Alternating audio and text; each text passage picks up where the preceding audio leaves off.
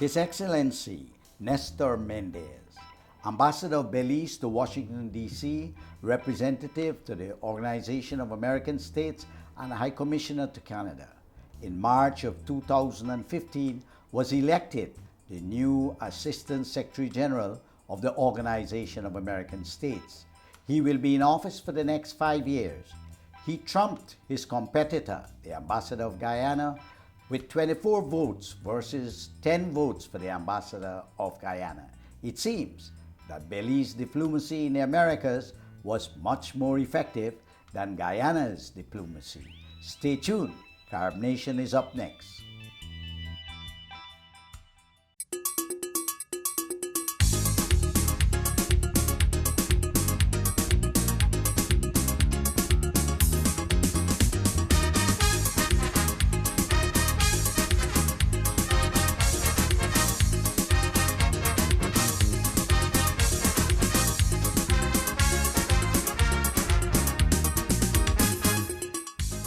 I am Paul, Nehru, Tennessee, and I have with me today His Excellency Ambassador Nestor Mendez.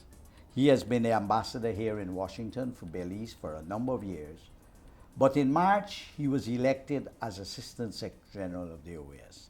Ambassador, I would like to congratulate you on behalf of all Caribbean peoples and Carib Nation TV in particular. Now, what is so new about another Assistant Secretary General of the OAS? Well, first of all, thank you very much for the opportunity to do this this exchange with Carib Nation TV. Thank you for your kind words of congratulations.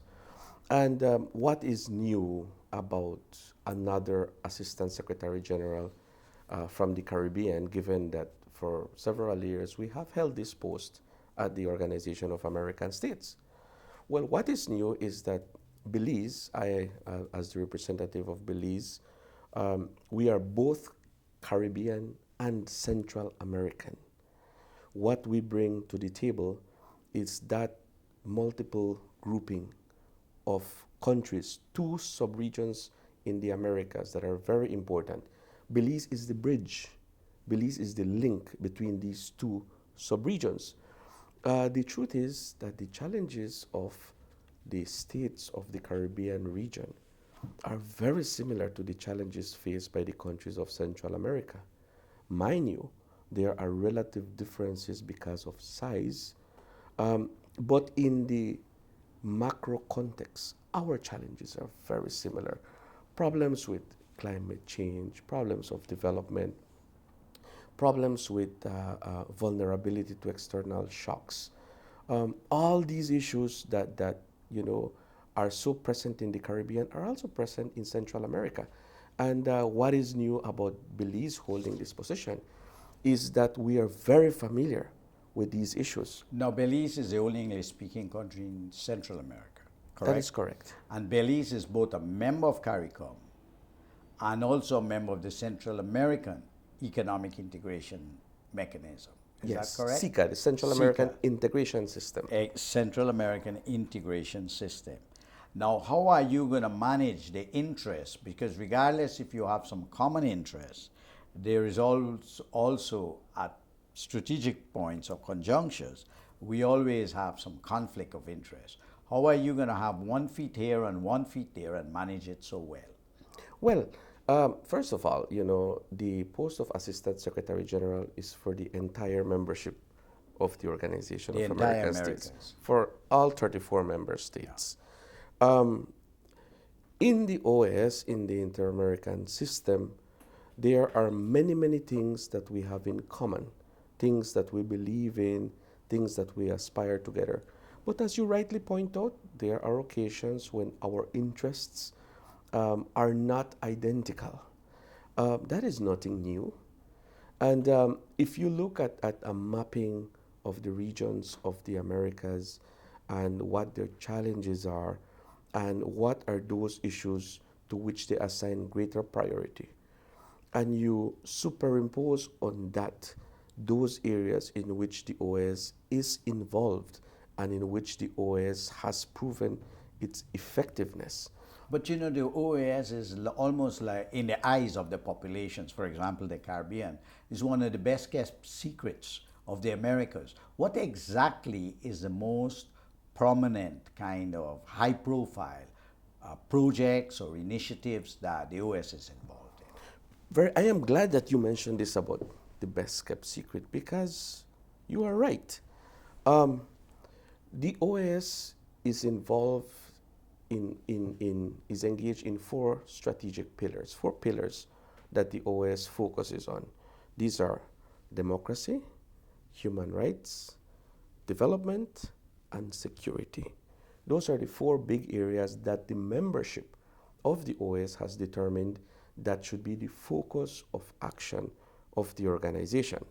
Now, under each one of those pillars, we have specific activities. One of the more prominent ones, the more visible ones, is the electoral observation missions, which they have been deployed for decades across the Americas, and they undeniably have proven their value in democracy, in cementing democracy, in assuring the peoples of the Americas that once the OAS is there and it tells you, you know, what we have seen is consistent with free, fair, and transparent elections. And the fact that the peoples of the Americas accept this finding, this outcome, because the OAS electoral observation missions have said It provides legitimacy. it assures the people, and it does provide a level of legitimacy that is unquestionable. So that is one of the areas. Yeah. One of the treadmill exercises we have in the Caribbean is that we invest a lot of money and we get support from OAS and other institutions to educate our people. But then, as you said, the economy does not expand, and so what happens is that they migrate, or migration of brain drain is a big challenge. How is the OAS trying to help the Caribbean to deal with this issue?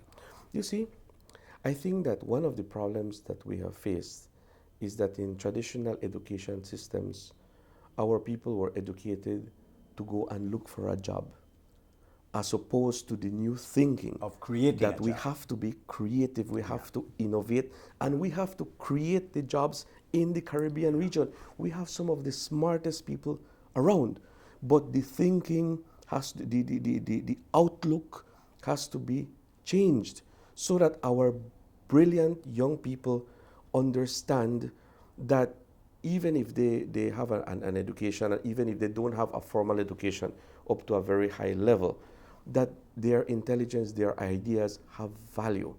So what the OAS is doing, it has several initiatives to channel these creative energies. The Americas Competitiveness Forum has a whole range of initiatives where young people can develop their ideas, they present their ideas, they compete. We also have, for instance, an initiative by the OAS called the Small Business Centers. And the Small Business Centers essentially works with young entrepreneurs who have an idea, who may not have the small business development and management skills, to allow them to take that idea, convert it into a bankable project that can be presented for financing, and then establish that business and then manage it in a sustainable way. The Small Business Centers Initiative is doing precisely that. It's also doing a lot of other things in innovation, and there. What one of the new things that we will try to do is to match what the OAS is already engaged in, or what it can offer competitively, if you want to put it that way, with what the Caribbean leaders have agreed are the priorities for the development of the region. That this has been crystallized in the form of the CARICOM strategic vision approved by our heads of government last year. You are aware that in the Caribbean there's very high pessimism among the population about the CARICOM, because the Caribbean single market so many years they say they would have had it done, and it seems that we are not getting very far in the Caribbean. And if you do a poll in the Caribbean, you will find that the population themselves regarding CARICOM very negative. So it seems to me that there has to be, you wouldn't be able to do your work at the level of the OAS as effectively as you may be able to unless CARICOM themselves get themselves their house in order. Well, the strategic vision document that was approved by our heads was the result of a long and complex exercise. If we don't take that into account, this is the vision of our leaders in the Caribbean that have said, we have looked across the region. These are the areas that we think are critical for our development. That is the highest document we have to go by. And what I am telling you is, if we are guided by that, and we try to make the OAS be a complement to those regional initiatives, then I think we all win, because we have shared strategic objectives. The Caribbean, CARICOM, the Caribbean region wants to develop, wants to create opportunities for its people, want to see our people stay at home. The OAS also is for development and for educating our people and for helping our nations maintain that stability that is so absolutely invaluable. So we have shared goals. We may have different ways of trying to reach those goals, but I am convinced that what the OAS has to offer, if we match it with what the Caribbean has decided that it needs, I think we can go ahead. And we have to start somewhere. Okay, I'd like to shift gears a bit. Now, you are in a strategic position as Assistant Secretary General, that you come from two cultures, your feet is in two sub-regions, Central America and the Caribbean. And then we have continental South America, where the biggies are, the big guys are. Mm-hmm. We have Brazil, Argentina, Chile, and so forth. There's a lot of things, Venezuela, Colombia, Peru, these countries have got a lot of issues that are going. There is a feeling that the United States itself, because it's occupied with Asia, which is a very important strategic area now for the United States from a level of trade, security. There are a lot of problems in Africa. And so, in a way, the Americas, Caribbean and Latin America is kind of marginalized in American foreign policy. And so, there is need to maximize more the assets that are available, as you rightly say, in the region to the benefit of Caribbean people, Central American people.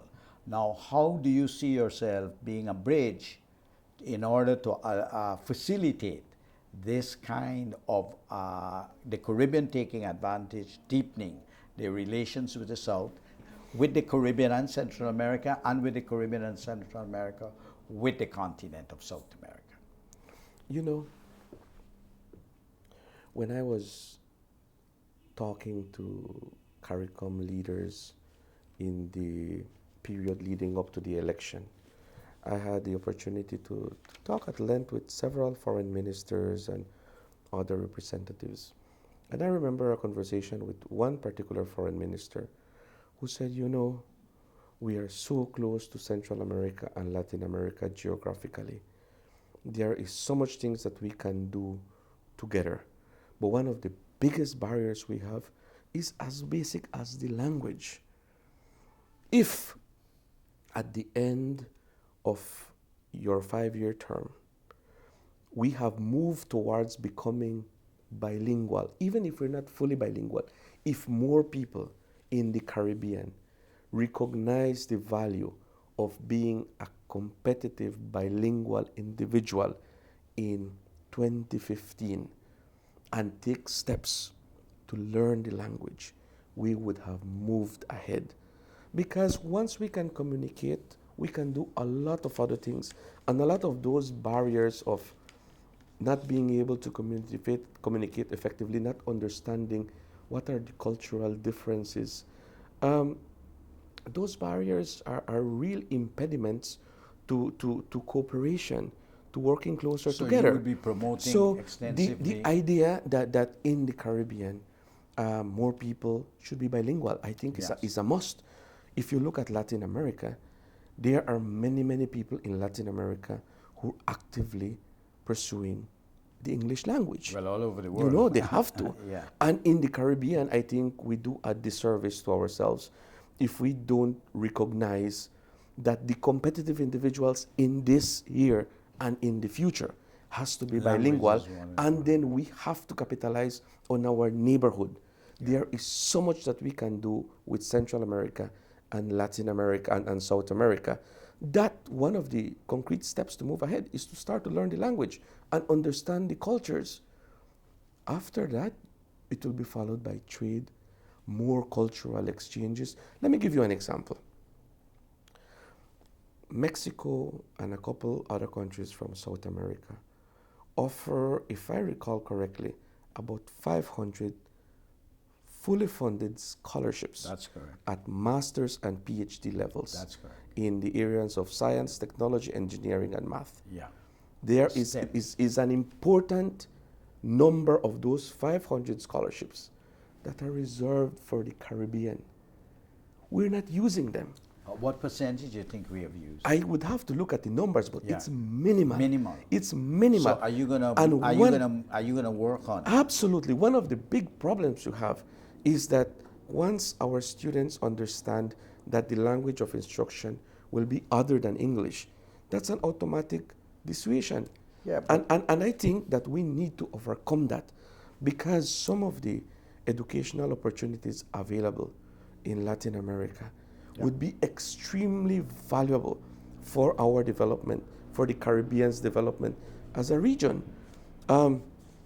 That has to change. But I think that's a good way, education and the scholarships. Now, do you believe that in this regard, you mentioned Mexico, but Cuba, there are a lot of things we could learn about Cuba's outreach programs. Not only have they been having outreach in education and health in the entire Americas, they've had a global reach. So what can we learn from the Cuban model of reaching out and bridging this gap, you as Assistant Secretary General, in this big challenge that you face? Well, you know, Cuba is at the moment not active in the organization. The resolution that had suspended them is no longer in place, but they're not active, and they will decide when it is time for them But we could learn from re-engage. what they have been doing. The model that they have utilized, I come from Belize, I Yes. know we depend a lot on the brigade of Cuban doctors and, Like every other and country. sports therapists Yeah. and some nurses and a whole range of highly skilled, very technical people. We depend a lot on them. And there is tremendous value that is offered by the Cuban nation to all our countries in the Caribbean and in Latin America. I think that what we can learn from them is the fact that, you know, you have as much to contribute with those soft power tools, the ability to contribute technically. It's just as important as being able to make a monetary donation. That gives us a lesson in terms of how can we cooperate more effectively within the region across regions. And of because course, Venezuela also many with times its ALBA also has helped enormously with PetroCarib.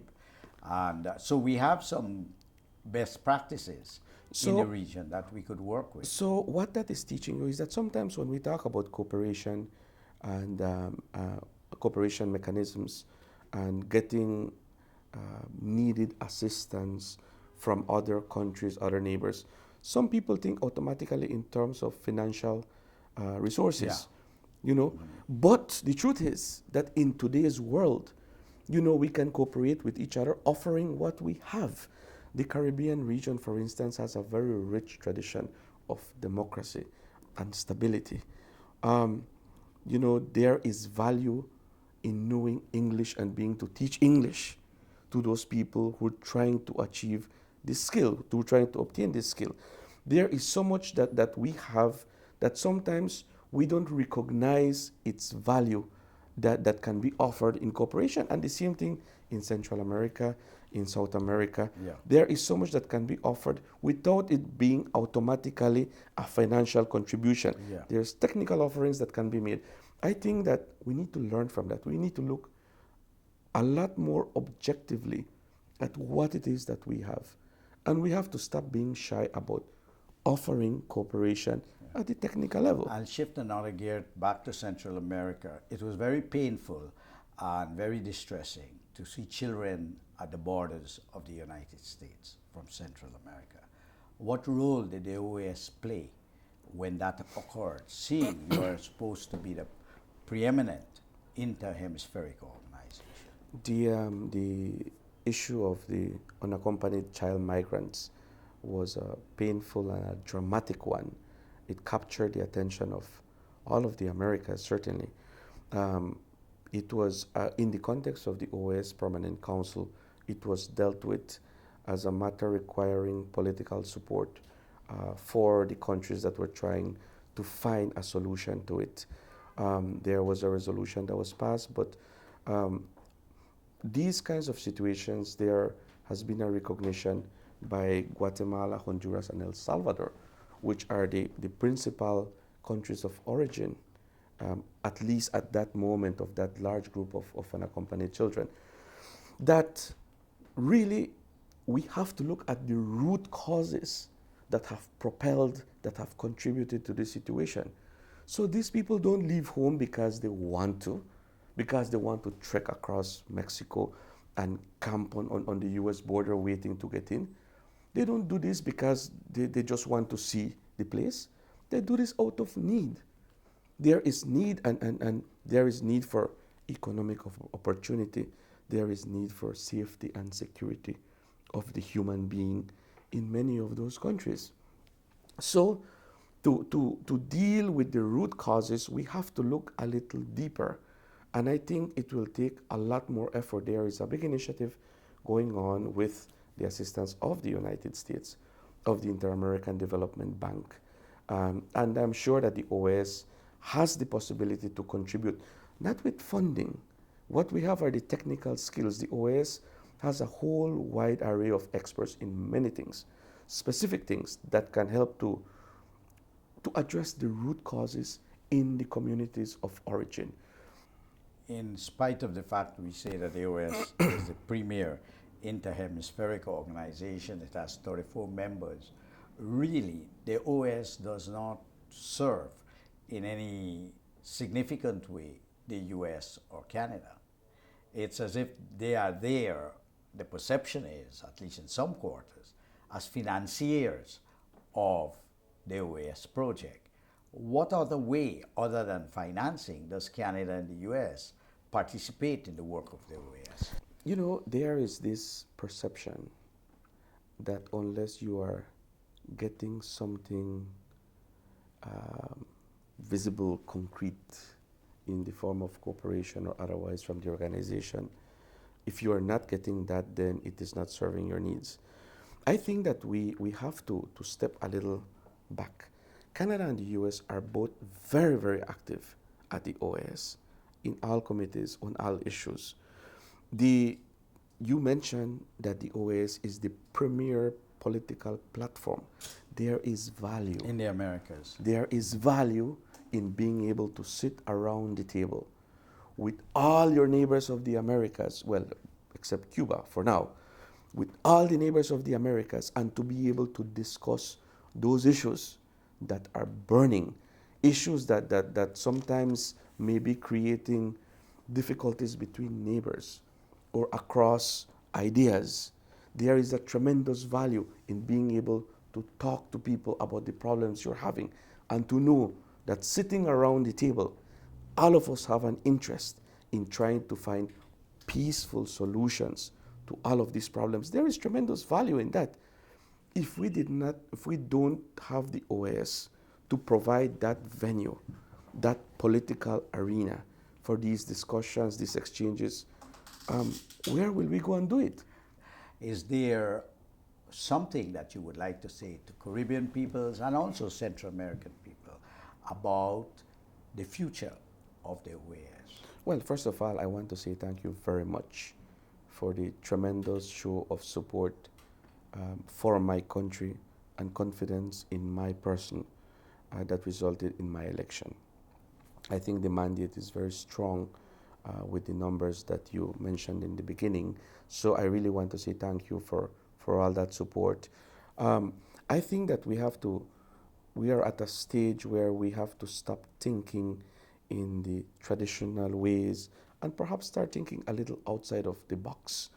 The Organization of American States is evolving, is trying to keep up with the times. The new administration has a commitment to reinvigorate the organization from all points of view. The administration itself, which has its challenges, the issue of financing for the organization. But there is also something very important, and it is the profile of the OAS. You said it's the best kept secret. Yes. You are right. And unfortunately, the only times that it makes the news is not in the best light when there are political problems somewhere. We have to change the conversation about the organization. Because the truth is, every day of the year, the organization is doing such tremendously important activities and initiatives across the Americas. But we haven't been able to tell the story in a way that captures people's attention. We have to change the conversation about the organization and show what value it is bringing. Because once people understand what are the valuable deliverables that it is bringing to the Americas, they will change their perception about the organization and make it stronger and make it grow, and with the support of all the member states, especially of the Caribbean and Central America. I'm hoping that we can contribute to moving in that direction. So, Ambassador, that's a great note to end our interview, and to thank you very much for having been with us here today on Carib Nation, and we look forward to keeping in touch with you over the next 5 years. Thank you very much. Really appreciate it. The Organization of American States is the oldest multilateral organization in the world. Who knows that? In the Caribbean, do we know that? We have just had this wonderful interview with the newly elected Assistant Secretary General of the Organization of American States, His Excellency Nestor Mendez, coming from Belize. He promises to do a lot for us in the Caribbean and in Central America in building bridges with South America and North America. And he's on the issues. He's always been in Washington, D.C., a very active ambassador. And we look forward to his energy, his brilliance, and his vision that he will bring a new day as Assistant Secretary General, together with his Secretary General, who is from Uruguay, to the leadership of the Organization of American States. Until next time, I'm Paul Nehru, Tennessee, for Carib Nation.